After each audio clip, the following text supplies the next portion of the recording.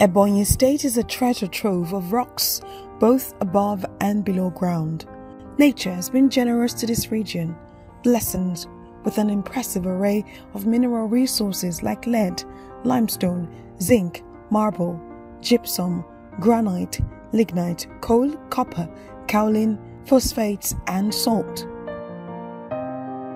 These rich deposits make this area a hub for mining and quarrying activities, and also a source of livelihood for some others. Locals tap into this natural resource to make a living for themselves. Some say they have turned to rock breaking, crushing, and selling because of the economic situation they're in. They have made stone crushing a thriving business, catering to builders and construction workers.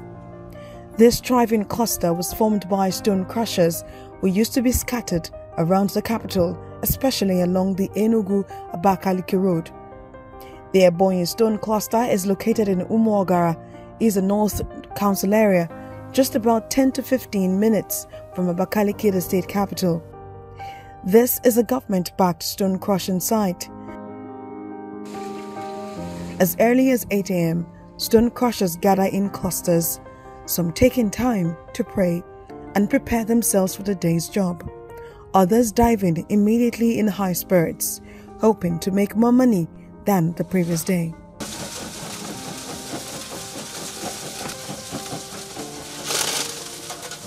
Hammers in hand, the sound of stones being crushed rings through the quarry. Work has begun. Most days in the quarry are long and hard. About an hour into the time, sorting began. Fatigue and tiredness from the previous day already set in. But the women must continue to earn their keep for the day. In Nigeria's extracting and quarrying sites, women make up 80% of the workforce here, providing cheap labor, and it's a tough, exploitative environment. Their daily wage? Around 2,300 to 3,000 naira. It's barely enough to get by, and it's heartbreaking to see them struggle. Despite their hard work, hunger and poverty still lurk around, leaving them with hardly anything to spare for themselves or their children. In this stone crushing site, there is plenty of grueling work for everyone. Each worker has more than enough he or she can handle. The work is often shared by gender. The men break the rocks with their hammers. It takes multiple swings to get it done. For the women in the quarry, they sort and carried broken pieces of stones to the trucks, each trip more demanding than the last.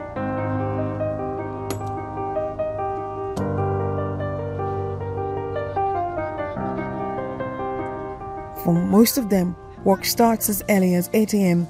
and can last till 6 p.m. And to make matters worse, these workers and children are inhaling dust particles containing silicates and other cancer-causing minerals. It's a tough life, and these workers deserve better. Getting some of the women to talk to us on camera was difficult.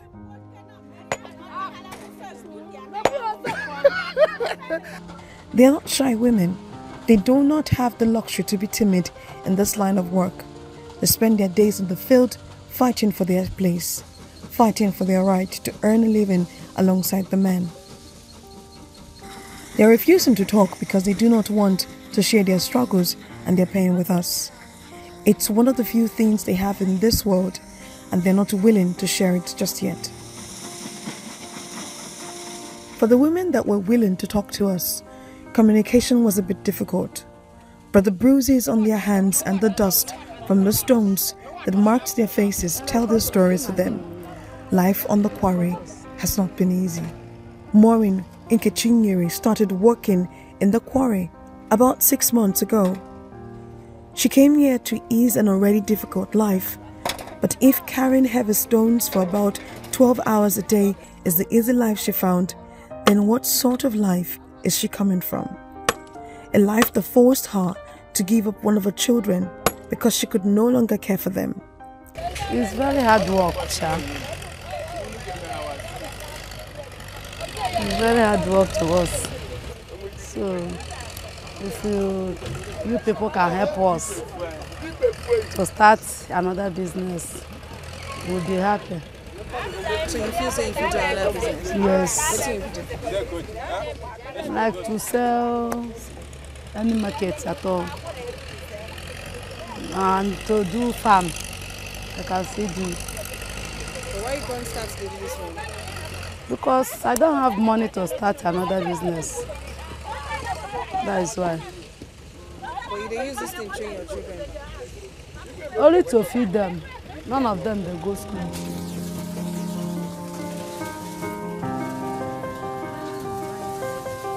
She is 41 years old, but she looks older than her age. She has been on the site for too long. The heavy stones she carries have aged her beyond her years. She told me life is difficult for her and her family. The money she gets from here is used to care for every member of her family. Her husband is currently unemployed. She has no other means of feeding her family. That's why she's here. Now, one of her children is unwell. She is also unwell. She earns 1,000 to 2,000 naira. She tells me she doesn't really like the job. If she gets another, she would gladly do it. There is an easy way to break these rocks. The bigger quarries have giant crushers, industrial machines that break the stones easier and faster. But the workers here fear those machines. They know the machines would make their jobs easier, but they also know the machines could take their jobs away. The workers are stuck between choosing an easier day in the quarry and the possibility of becoming unemployed. We have up to 15 quarries owned by Chinese in Ebonyi here. Now, we are faced with some challenges.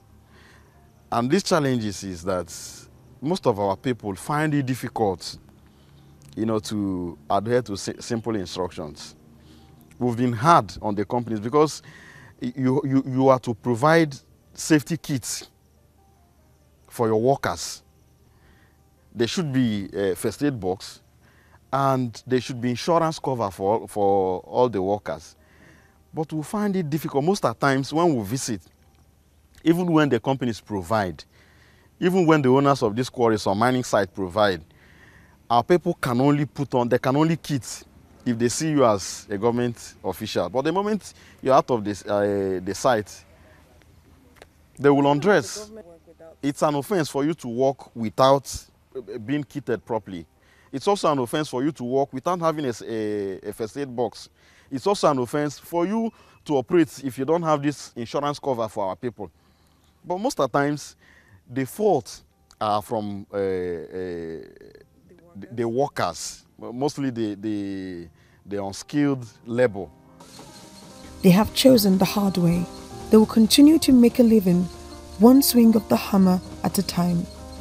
It's exhausting work, but at least it's theirs. But the giant crushers are already affecting the cluster. Sales are down. Builders prefer buying stones from the quarries with the machines. It's cheaper and closer to them. For the crusher to work, at least the minimum of 20-25 workers, people is what you need for that crusher to function maximum at that particular day. So if everyone should go for a giant crusher, then how do you think those 25,000 that crush, 25 people that crusher feed, how would they get their income, or how would they make a living? Women work here more because, let's say they see the work as women's work. They are the one that carry the stone after the men breaks the stone. When we get it from the mining site to this place, the men break it. The women now take it to the machine. After crushing it, they will be the one to separate it to different sizes where they used to separate. So the women do most of the women do most of the work. And they get they are the least paid? Yes, they are least paid, of course. Why? Because of the number they always be. So because we are paying each trip is 6,000 naira, and maybe they will be able to crush like 7 or 8 trips per day. If you add the money up and divide by 25 people, the amount they will be getting will not be much. The drop in sales and profit isn't the only thing affecting the cluster. The site is located on an open field, a perfect place to transport large stones and break them. But the field has too many access points for them to secure. So when everyone goes home to rest after a hard day's job, the thieves come at night. Before now, all these crushers was mounted along the roads in the entrance of a Ebonyi State. And then the then governor looked at it that it is not necessary that the crushers will be clustered along the road and inside town. Whoever that is coming in will be visiting those first before anything. He decided to come in here and secure this place. As it is now, it is not fenced. We have problem of theft. Thief normally comes in, and that is what we have been battling. Before there was a police post here, but since the problem of all this insecurity in Nigeria, the police post over here is no longer functioning. We've been trying to recruit security operatives, but it's not helping matters because of the vast land. The mining sector in Nigeria has been hit with varying issues. In the north, mining in Zamfara state has been hindered by banditry. Here in Ebonyi State, it is the lack of synergy between the federal government and the Ebonyi State government. These minerals have not been fully harnessed, and it's the dream of the present administration to properly harness these minerals for the benefit of the entire state and Nigeria at large. When you say it's the dream of the state to harness these potentials or these mineral resources, what strategic steps are you taking to actualize this? Yeah, we've been making so many steps, but you know, the activities of the state government are limited. Of course, most of the times when you want to fully develop the minerals you have in your state, they will call your attention that mineral is in the exclusive list of the federal government. So we have to fall back to the federal government, do the proper lease acquisition and all that. And this is a whole bottleneck that has actually affected the development of these minerals, not just in Ebonyi, in so many other states. We are working tirelessly, you know, because we have this deposit in almost all the local governments of the state. So since there are some legal issues attached to the old Niger SEM, we are exploring other opportunities, like opening up new cement companies in the state. And you know, this is going to cost the state a huge amount of money. Ebonyi State is not only rich in stones, it has other mineral resources like common salt. The state has large deposits of salt water in the Oposhi and Uburu Salt Lake. This large deposit earned Ebonyi State the name Salt of the Nation. But the southeastern state is not living up to its potential. Just as stone crushers tap into mining to get by in Umuogara, the story is a little different in Uburu community, home to one of the salt lakes in the state. Here sits a large expanse of untapped muddy water. Uburu is one of the 3 ancient communities that make up Ohaozara local government area. Made up of 4 autonomous communities, Uburu hosts a flowing stream called the Esu River and a salt lake. These 2 features split the community into 2 parts. One side is where most people live, while the other side is more for farming and is pretty sparse in terms of population. The story of Uburu's Salt Lake is one of an accidental discovery, like every discovered wonder around the world. Locals say it was 2 thirsty hunters who stumbled upon the river while searching for water. Pride of Uburu is this salt. We can date it back, it is ancient in production. When there were global crisis in the 1930s, this salt solved a global problem for Nigerians. But between the Civil War of 1967 to 70, it was this salt that savaged Eastern Nigeria from having kwashiorkor diseases because they produce sufficient enough to sell to others. And that is the salt that gave people and prevented the kwashiorkor disease. At the center of the community is a bronze statue of a woman and her daughter carrying salt brine home to produce salt. In the community, salt production is left to the women, while the men are not allowed near the lake. Nwanyi Unu is engraved at the bottom of the statue. It means women carrying salt. The statue represents the handover of knowledge of the salt lake from mother to daughter. For years, the people have relied on this cycle to grow the salt trade in the community. You want to learn how to do it? No, I never reach. Which age? 9 and you started learning? I don't know. But now this only I need to do this. But there are others who long before the traditions began to fade away, benefited from this cycle of knowledge. Those who listened and learned the secrets of the untapped muddy waters. This 80-year-old woman is one of them. She learned the trade from her mother. The salt trade has been good to her.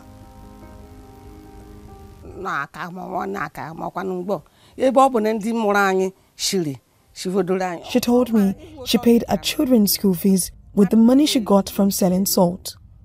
She trained them all the way to university. The business is very profitable. She also taught our daughters the trade.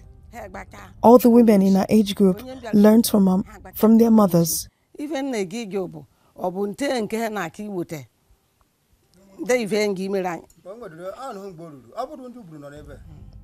When I asked her what she wanted the government to do, she says she wants the government to help develop the business, but she's scared the government will take the trade and her means of livelihood away from her and the other women.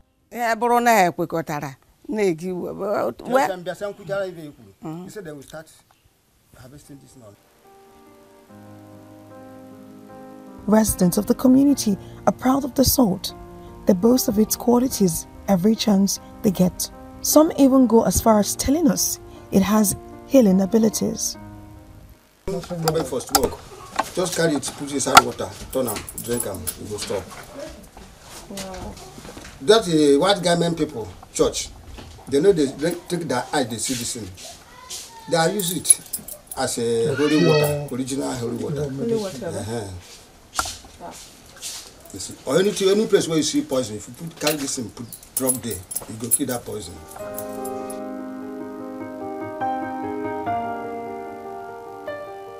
While we were in the community, I didn't see the salt heal anyone. So I'm taking the stories of its healing abilities with a pinch of salt. But one thing I know about the salt is its sharp taste, jolting you back to reality.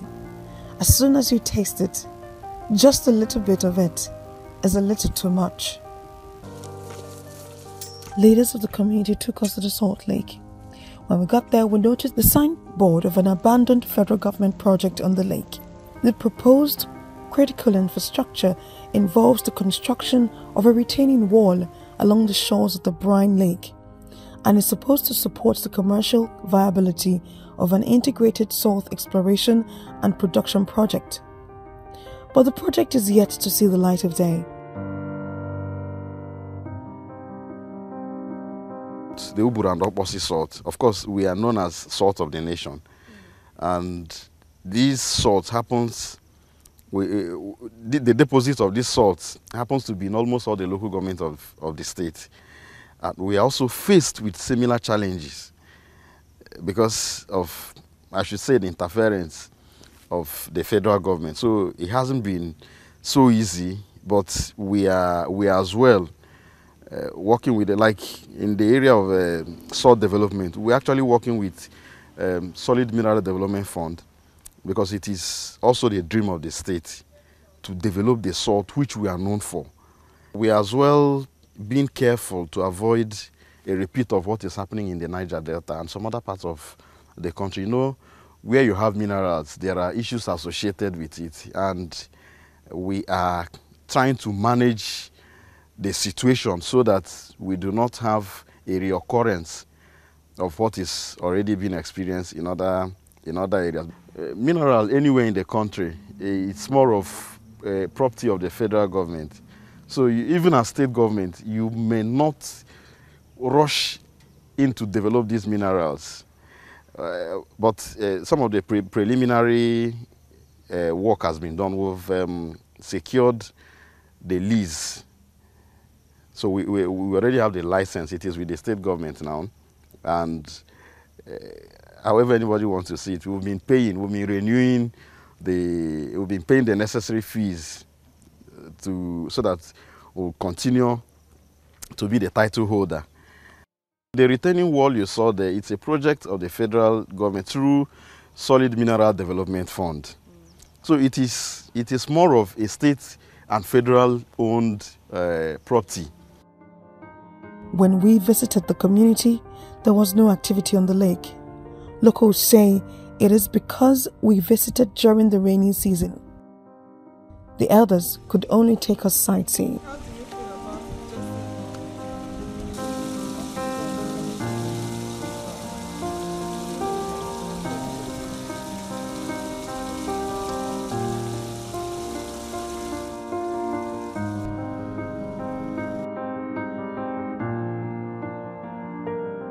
They will carry the sand, put here, and fill the water, the salt lake. Carry the salt lake, fill them. And you see here, you say there is open here. Huh? This is for the preparation, there is open here. When they come in the following day, they will just remove them. They will just remove them, the thing, go the enter inside here. Then the water will filter through the sand, and then filter the salt down to the Ogbani. This one is called Njagba. So when they do it, they will carry them go. And they will remove this sand. They will remove them, spread them. They will remove them, all of them. They will remove them, spread them. And you will dry. After dry, in the evening, they will come back. They will take something like this. They will pack all of them together. So when they pack them together, they go put them together. They go put them again, all of them. I fill water and go carry the salt lake, put all of them. So before, in the morning, they will come and remove it. The salt lake go enter here, go dry. When the water go dry, the salt will come out. Some say, compared to the lake in Okposhi, the salt lake at Uburu is bigger, but its salt production, according to history, has been seasonal. Even till now, local salt producers find it difficult to produce salt in large quantities.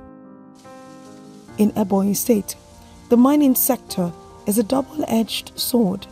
On one hand, it provides a means of survival to thousands of workers, including women and children, who toil daily in quarries and salt lakes. On the other hand, the lack of modern equipment, exploitation by middlemen, and inadequate government support threaten the livelihood of these workers. As Nigeria seeks to diversify its economy, the mining sector offers vast opportunities for growth and development. However, it is crucial that the government addresses the challenges facing artisanal miners, provide support for mechanization, and ensure that the benefits of mining are shared equitably among all stakeholders. Only then can the mining sector truly transform the lives of Nigerians.